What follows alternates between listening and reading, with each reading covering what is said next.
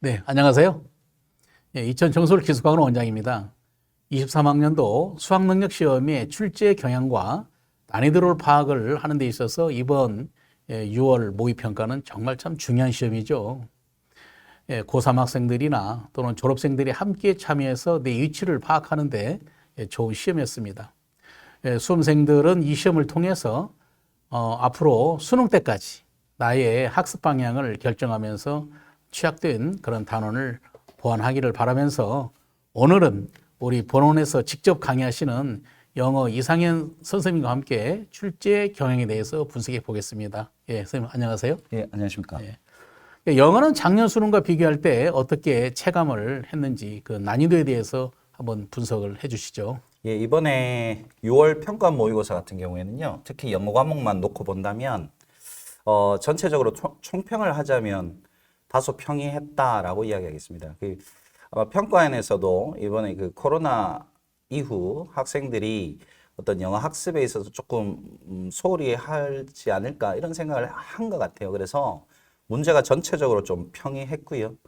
그리고 실질적으로 작년 수능이 다소 어려웠습니다. 그러다 보니까 이제 1등급 비율이 6%대에 나왔었습니다. 근데 올해 6평 모의고사는 그거보다 조금 더 1등급 비율이 올라갈 것 같다라는 예상을 조심스럽게 해보고요.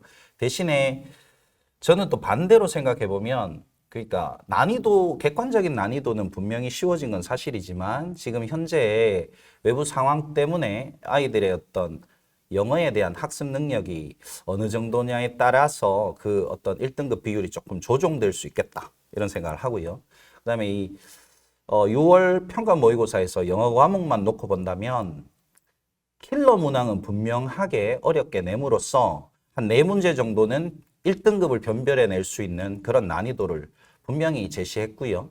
그 반에서 2등급과 3등급을 구분하는 중간 난이도의 중킬러 문항 같은 경우에는 분명 예년보다는 분명히 쉬워졌습니다. 그러다 보니까 이게 이 방향성이 시사하는 바가 굉장히 중요하죠. 뭐냐면 원래 영어를 잘하는 학생들은 상관이 없는데 만약에 어느 정도 2등급, 3등급 선에서 왔다 갔다 하는 학생들에게는 분명히 학습을 꾸준히 EBS 기본 교재를 가지고 꾸준히 공부했던 학생들은 이제 중킬러 문항을 쉽게 접근할 수 있는 반면에 영어에 대해서 약간 소홀히 했던 학생들, 그런 학생들은 분명 중킬러 문제가 평이했음에도 불구하고 난이도를 조금 어렵게 느낄 수도 있었다 이런 생각을 해봅니다. 그래서 분명히 여러분들이 이번 6평 모의고사를 보고 앞으로 9평 모의고사 볼 때까지 영어 공부를 어떻게 해야 될지에 대한 방향성을 분명히 제시해주는 그런 시험이었다라고 생각됩니다. 네, 그렇기 때문에 역시 EBS에서 제시하는 내용을 반복 학습을 해야 된다는 것은 뭐 이건 필수적인 일이거든요. 예. 그러면 이제 수험생들이 가장 관심이 많은 이번 6월 평가원 이 영어 과목의 그 특징, 그 다음에 출제 경향에 대해서 또 분석을 좀 해주시죠. 예. 이번에 일단 유형별로 접근해 본다면 특별히 신유형은 따로 출제되지 않았습니다. 그리고 듣기는 평이한 수준이었고요. 만약에 이 평이한 수준의 듣기에서 감점이 있었다면 그 학생들은 분명히 이번 다음 9평 때까지는 듣기를 꾸준히 준비해야 될 것 같습니다. 그리고 실질적으로 EBS 간접 연계, 작년부터 시작되는 간접 연계가 실제로 아이들의 근본적인 학습 능력에 대해서 체크를 한다라는 목적이 있었을 텐데 단지 간접 연계이기 때문에 소재나 주제나 사용되는 어휘가 빈번하게 EBS에서 나오는 부분들과 겹치는 부분이 분명히 있었다. 그러다 보니까 EBS를 기본으로 충실히 공부했던 학생들은 어떻게 보면 지문이 익숙했을 겁니다. 그러다 보니까 어떤 편하게 접근할 수 있는가 하면 EBS에 대해서 충실히 공부하지 않았던 학생들 같은 경우에는 조금 낯설 수도 있겠다 이런 생각을 해봅니다. 그리고 그 외에 가장 중요한 특징 중에 하나는 이번에 변별력을 가지는 4문제는 분명히 어려웠고 그 외의 문제는 전체적으로 평이했다라는 것이 이번 6평 모의고사에서 가장 중요한 어떤 특징이 아닌가 이렇게 생각됩니다. 네, 그렇군요. 예, 그러니까 어휘나 소재나 주제나 사실은 국어나 영어는 거의 같은 맥락에서 생각을 해볼 수가 있죠. 예, 역시 전체 연계성을 통해서 흐름 파악이 굉장히 중요하다 이제 이런 말씀이시고 그럼 이번 모의평가를 통해서 자신의 약점을 또 깨닫고 수능에 어떻게 이것이 활용이 될 것인지 또는 활용할 것인지 매우 중요한 것인데 그 점에 대해서 좀 설명 좀 해주시죠. 예. 6월 평가 모의고사가 가지는 가장 중요한 의미는 제가 봤을 때 상반기 동안 학생들이 공부해왔던 방향성이 맞는지 확인하는 작업.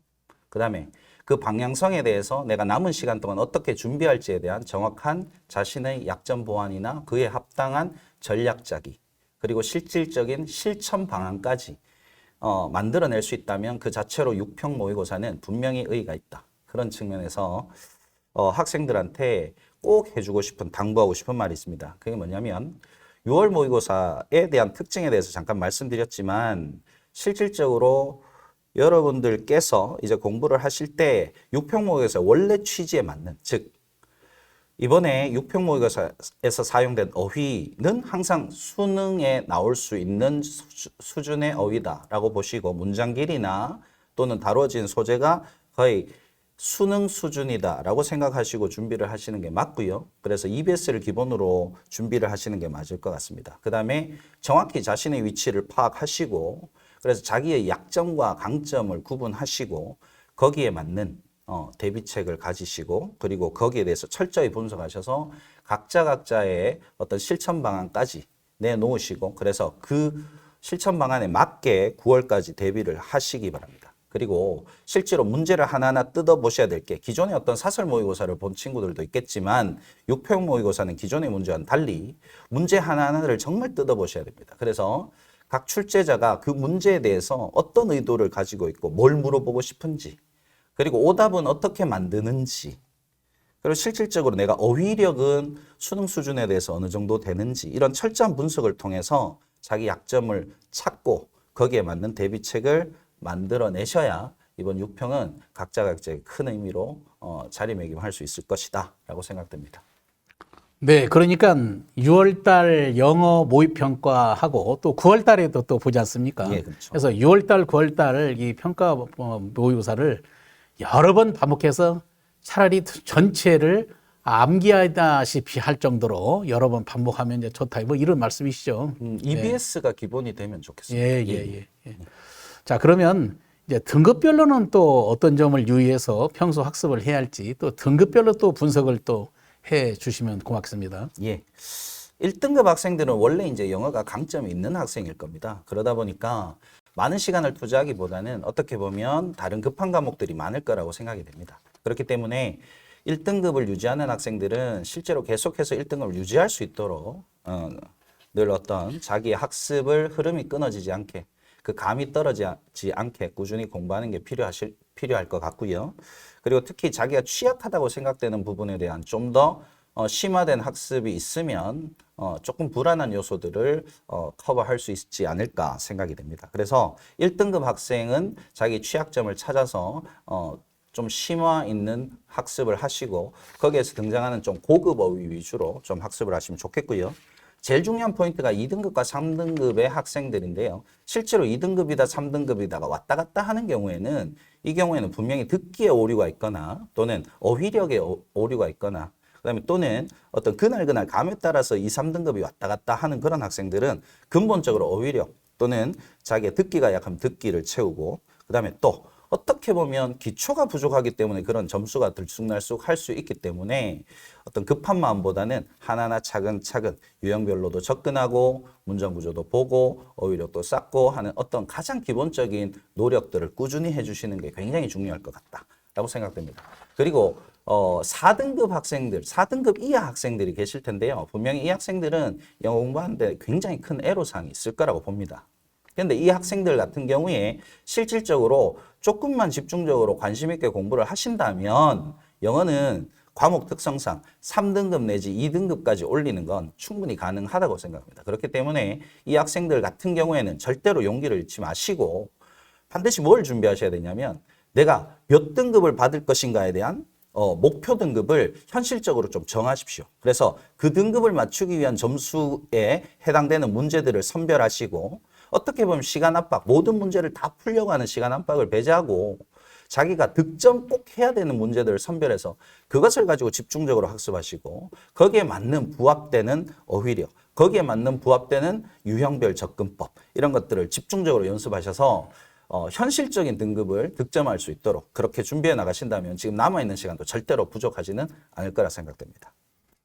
네, 등급별로 공부하는 방법이나 이제 효율성에 대해서 말씀해 주셨고, 자, 그러면 자, 이걸 토대로 해서 우리 본원 이천청솔 기숙학원에서는 2학기, 3학기 어떤 영어과에서는 어떤 계획이 있는지 좀 설명 부탁드립니다.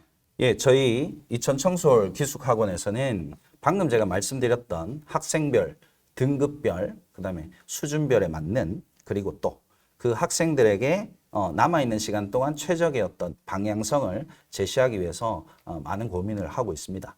그리고 실제로 2학기, 3학기를 놓고 봤을 때 가깝게는 2학기 과정, 즉 다시 말해 9평 과정까지는 아까 방금 말씀드렸던 등급별로 어떻게 접근해야 될지에 대한 접근법을 바탕으로 실제로 지금 EBS 교재, 즉 2학기 교재가 될 수능 완성이라든지 또는 EBS 파이널 모의고사를 통해서 실전 연습과 더불어 약점 케어까지 그 목표를 가지고 진행하면서 마찬가지 어휘 학습은 계속해서 이루어질 수 있도록 강제성을 띠고 있습니다. 그리고 일주일에 한 번씩 보는 실전 테스트를 통해서 어떤 시험에 대한 거부감 또는 이러한 부분들, 시험에 대한 어떤 두려움 이런 것들을 극복해 나가면서 시험에 좀 익숙해질 수 있도록 그래서 편안한 심경에서 자기 실력 발휘를 할 수 있도록 그렇게 준비하고 있습니다.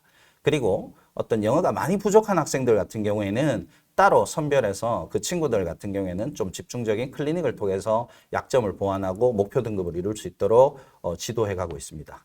그리고 이 2학기가 끝나고 나면 이제 글자 그대로 실전 대비를 하게 되겠죠. 그래서 주로 파이널이나 봉투 모의고사를 통해서 어떤 시험의 시스템을 통해서 계속 반복 훈련해서 자기 약점을 찾고 취약 부분을 찾고 그것을 채워나갈 수 있는 그런 어떤 큰 방향성을 가지고 학생들을 지도할 계획입니다. 네, 아이, 감사합니다. 이렇게 오늘 또 현재 강의하시다가 오셨죠? 예. 예, 이렇게 바쁘신데 시간 내주셔서 정말 고맙고요. 예, 이 영상을 보는 많은 학생들에게 많은 도움이 됐으면 감사하겠습니다. 예, 고생했습니다. 예, 고맙습니다. 예.